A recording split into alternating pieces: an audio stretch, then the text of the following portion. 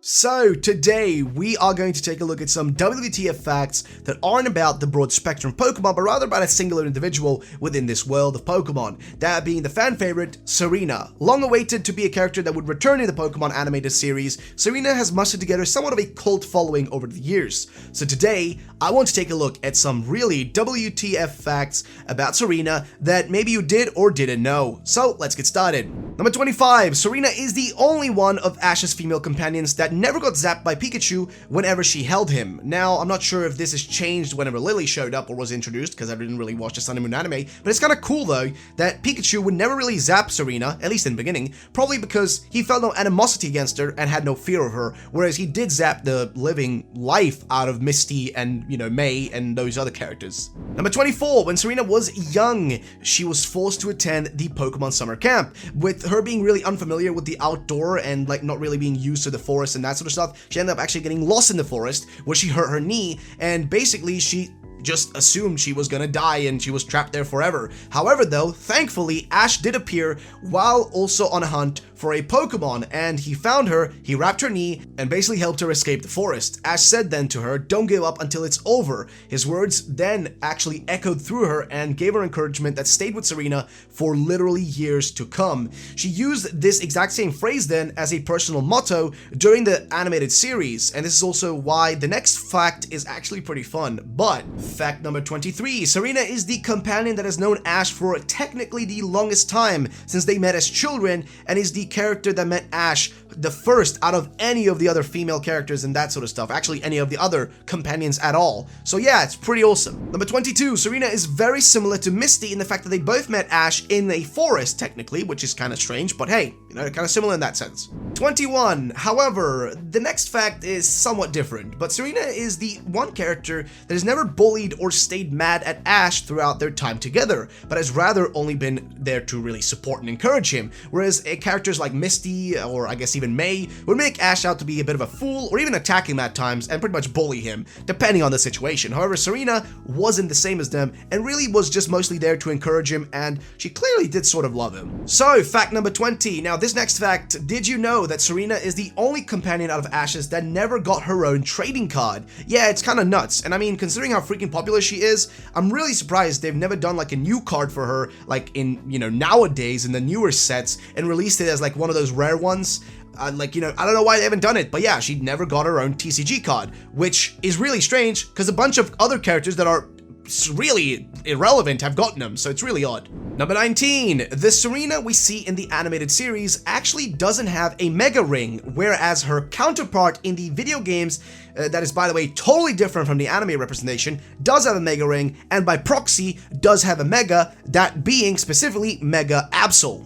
Number 18, Serena and her mom are not on great terms and have a quite difficult relationship. One of these things being her sending Serena to Kalos as a child against her will, and then trying to also force her into being a Rhyhorn racer, as well as Serena having such a bad relationship with her that she sort of just ended up hiding her becoming a performer to her mother until she basically kind of challenged her to a Rhyhorn race where she defeated her and sort of forced her mother to basically give her the ability to live her dream, which is really odd, but hey, they've got this weird relationship and it's kind of sad, to be honest. Let's move to the next fact. Fact 17. Serena is very much afraid of the supernatural and spooky. During a round through a abandoned house, Serena was so terrified, like full on, and she really does believe every single story, like scary story that is told to her, which is really funny because basically due to this, whenever they're in a slightly spooky situation, maybe a spooky forest or a spooky ravine, whatever it may be, she always makes a fuss about it each time to the point of having Ash get annoyed a bit.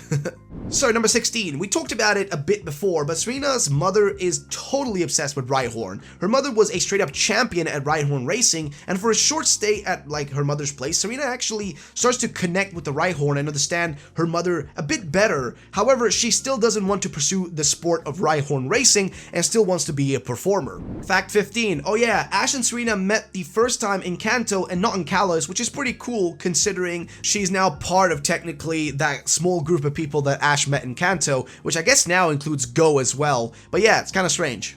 Fact 14. Oh yeah, as you see in the thumbnail, for a single episode, that being battling at full volume, Serena takes on the mantle of Ash after he became sick, and the reason for this is basically the reason she did this was to take on Jimmy, who also owns a Pikachu and who came to battle Ash, but because Ash is sick, she kind of took on his mantle so he wouldn't get even sicker by battling, Jimmy. She doesn't, however, manage to defeat him due to the match being interrupted by, of course, who else but Team Rocket. So who knows how things would have gone if the battle had concluded. Would she have defeated him or would she have lost? Well, we will never know. So, fact 13. Oh yeah, Serena was the also first character to have a haircut and costume change to happen to her mid through a season, which also showed her growth as a character, as her new outfit made her far more fierce, as well as a bit more similar to the video game and manga versions of her outfits. Which also leads us to fact number 12. Oh yeah, the backpack that Serena wears when she has her new outfit is actually shaped after a heal ball. Fact number 11, Serena has always chosen strength over numbers, and decided that instead of catching them all,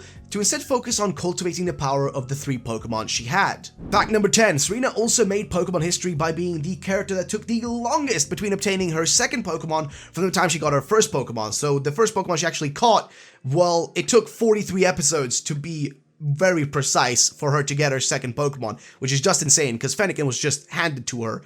Fact number 9. Oh yeah, Serena also almost got herself a 4th Pokemon. When they were out fishing for Magikarp, Serena was the best one at fishing and got the most amount of bites, and eventually pulled out a Corsola, which she wanted to catch. However, she used a Fennekin against it, and this was her ultimate demise in this situation, since Fennekin couldn't handle the water and just refused to battle, which led to Corsola eventually just escaping. So, fact number 8. When Serena showed up in the series initially, she didn't really have much of any confidence in herself and felt really embarrassed at all times, had a hard time following her dreams. However, while traveling with Ash, he gave her new confidence in herself and made her much stronger, which is really awesome. Fact number 7, which of course is going to lead us to this case, which is Ash having a final goodbye with Serena and her giving him a kiss, which was very strange of a moment, to be honest, but that probably made a lot of fans of their shipping a lot happier. So, fact number 6, and yeah, Serena and Ash shipping is so large that it even has a massive part within the plot and the conversations added by the writers into the show, and the shipping is known as amour shipping, after the French word amour, which makes sense since Kalos is based on France. Fact number 5, all Pokemon Serena has in her team are Generation 6 Pokemon, except when she had her Sylveon as an Eevee. Fact number 4, in the Pokemon manga, Serena is now not actually called Serena, but rather Y, which could be short for Yvonne, or just maybe they're mimicking the names of the games, that being X and Y, which is usually the case for the manga. And this takes us to fact number 3, which is that Serena actually became the first female to take 7 episodes before joining Ash's group of companions. Yeah, quite a while between, the episodes there, so kind of strange. Fact number 2, Serena was one of the few characters that had to really play catch up when it came to being Ash's companion, as she joined him later into the series. Compared to others like May and Misty, this caused her to have to really play catch up to get to his level and catch up to him.